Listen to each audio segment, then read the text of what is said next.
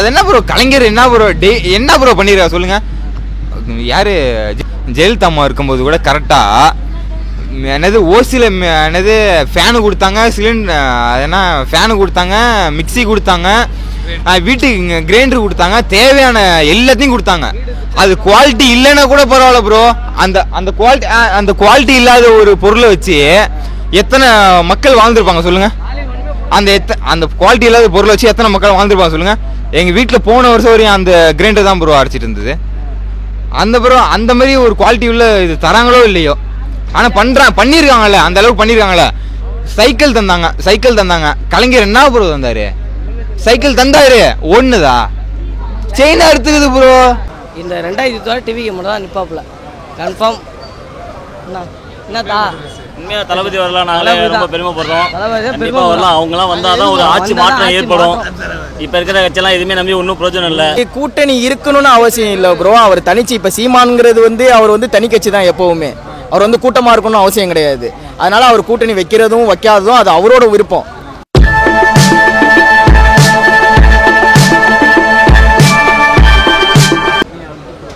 தமிழகம் அப்போ இருக்கிற கட்சியோட தளபதி வந்தார்னா மக்களை உதவி பண்ணவரோட ரசிகர் மட்டால மக்களுக்கு ஃபுல்லாக செய்வாப்பில். ஃபுல்லாக தளபதி தான் என்னையுமே டிவிக்கே தான் ப்ரோ. இந்த 2000 டிவிக்கு மட்டும் தான் நிப்பாப்புல கன்ஃபார்ம். என்னதா உண்மையாக தளபதி வரலாம், நாங்களே ரொம்ப பெருமைப்படுறோம். கண்டிப்பாக வரலாம், அவங்களாம் வந்தால் தான் ஒரு ஆட்சி மாற்றம் ஏற்படும். இப்போ இருக்கிற கட்சியெல்லாம் எதுவுமே நம்பி ஒன்றும் பிரயோஜனம் இல்லை. ஏகப்பட்ட இன்சிடென்ட், இந்த பாலியல் வன்கொடுமை அதுதான் தமிழ்நாட்டில் ஃபுல்லாக நிறையா நடக்குது. தளபதி வந்தாங்கன்னா அதுக்கு ஒரு முடிவு காலம் வரும். மற்ற இளைஞர்களும் அது ஒரு இதாக இருக்கும். அதனால் தளபதி கண்டிப்பாக 2024 வந்துடணும் ப்ரோ. அவர் வந்தால் ஆனால் ஒரு நல்ல ஒரு ஆட்சி அமையும் ப்ரோ. ஏன்னா ஏற்கனவே இந்த கலைஞர்னு சொல்லி அவங்க இவங்கன்னு சொல்லி பாதி வாழ்க்கையை அடைச்சிட்டு போயிட்டாங்க. அடுத்தது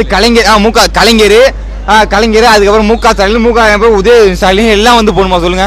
என்ன ஒரு இது என்ன ஒரு பரம்பரை ஒரு ஒரு இதா அது சொல்லுங்க நீங்களே.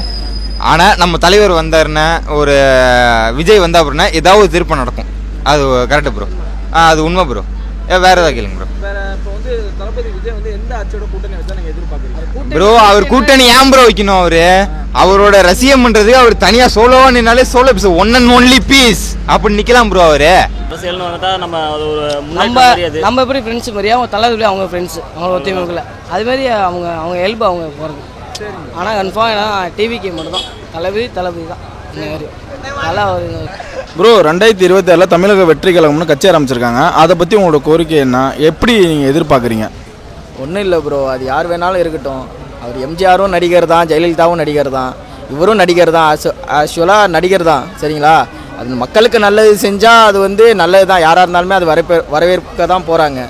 அதனால் ஓகே தான். அது நடிகருங்கிறது அப்பாற்பட்டதை விட மக்களுக்கு நல்லது செய்த பொறுத்து அவர் அது ஒரு நல்ல தலைவராக அங்கே இருக்கணுங்கிறது இருக்காதுங்கிறது அது மக்கள் தான் முடிவு பண்ணணும். நம்ம தான் முடிவு பண்ணது. சரிங்களா? ஆமாம். அது கூட்டணி இருக்கணும்னு அவசியம் இல்லை ப்ரோ. அவர் தனிச்சு இப்போ சீமான்ங்கிறது அவர் தனி கட்சி தான் எப்போவுமே. அவர் கூட்டமாக இருக்கணும்னு அவசியம் கிடையாது.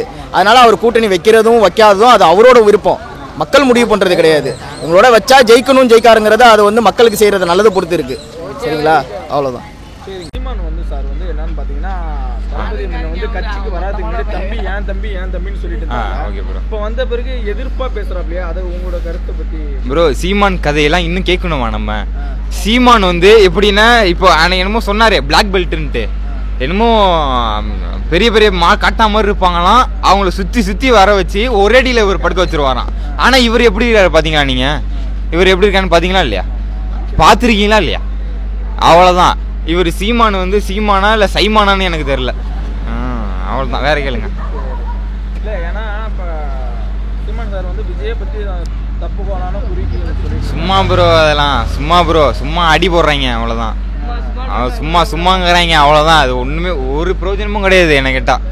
சும்மா அடி போடுறாங்க, சும்மா இது பண்ணுறாங்க, சும்மா கூட்டணிக்குன்னு இது சொல்கிறாங்க. என்னன்னு தெரியல. ஆனால் தலைவர் தனியான்னா ஜெயிச்சிட ப்ரோ. ஏதாவது ஒரு திருப்பம் வரும்.